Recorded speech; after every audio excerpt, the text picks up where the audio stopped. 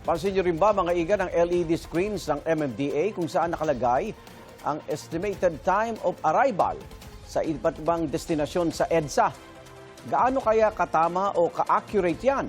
Alamin sa unang balita ni Mark Salazar.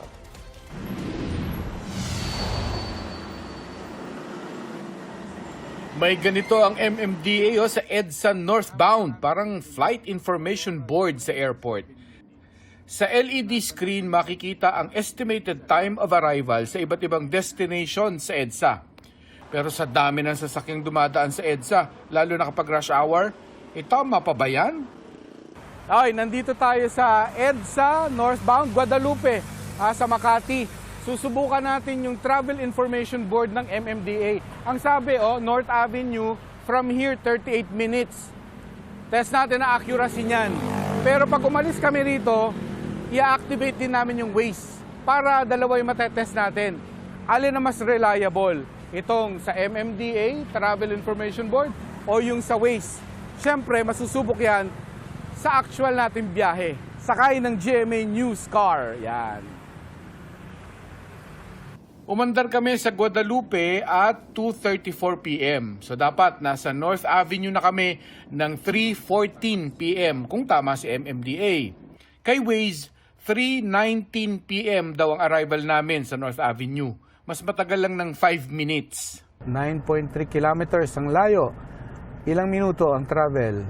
Wow! Mas matagal ayon kay Waze. 38 minutes lang ang sabi ni MMDA. Sabi ni Waze, 43 minutes. Hindi yan actual pareho. Susubukan natin yan dahil tayo babiyahe. Tayo ang actual. Kung suki ka ng EDSA, alam mong bumper to bumper talaga mula Guadalupe all the way to Ortigas kahit hindi pa rush hour. Bibilis ng konti sa White Plains pero babagal ulit sa Santolan flyover. Guys, eto na 3:14 ng hapon. Nandito na tayo dapat sa North Avenue kung accurate nga yung MMDA Information Board. Kasi sabi niya at 3:14 nasa North Avenue na kami. Wala, nasa Karame pa lang kami.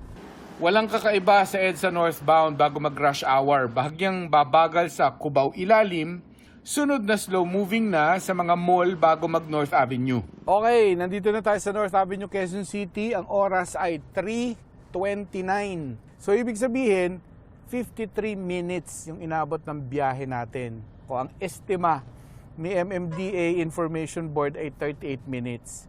So, sumobra ng 15 minutes. 15 minutes, okay na yun, no? Nagkamali yung MMDA ng 15 minutes.